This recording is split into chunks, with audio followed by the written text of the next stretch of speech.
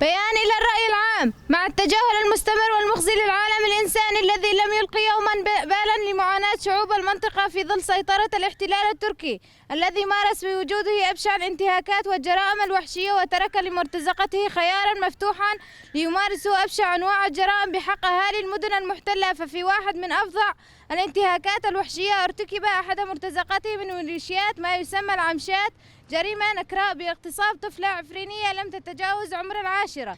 جريمة كهذه تنافي كافة القيم الأخلاقية والإنسانية والدينية ولا يمكن أن يقبلها العقل البشري السليم. فنحن أمام عصابات القتل من الإرهابيين المرتزقة لهم إلا الموت والخراب والدمار الذي طال حتى براءة الطفولة. وللأسف العالم المتحضر يلوذ بالصمت. هذا العالم المنافق لا يحرك ساكنا عندما تغتصب طفلة أو امرأة من أراضينا المحتلة. فأين هي قوانين حقوق الإنسان والقوانين الدولية، البروتوكولات، اتفاقية حقوق الطفل وحقوق المرأة؟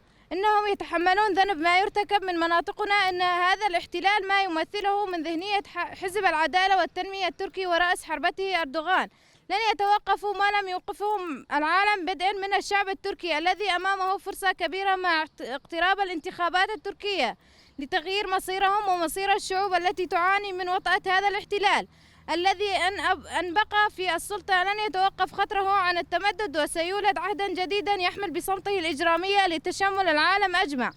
لنعمل معا ونعيد نشر السلام والأمان والديمقراطية لكل من سوريا وتركيا.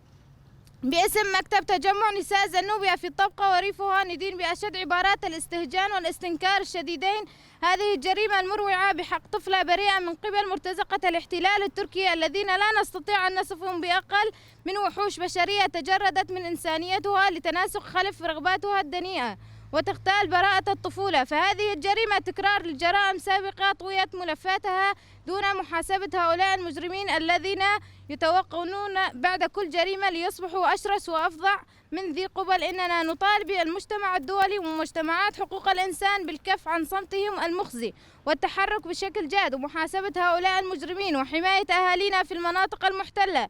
وسنعمل بشكل أكبر على فضح أجرامهم حتى يعلم العالم الإنساني ما لم ينتظره، أن هو ترك لهؤلاء المجرمين فرصة البقاء واستكمال جرائمهم. الخزي والعار المحتل التركي وزبانيته المجرمين لا لقتل الأطفال والنساء. مع تحياتنا الثورية 10/5/2023.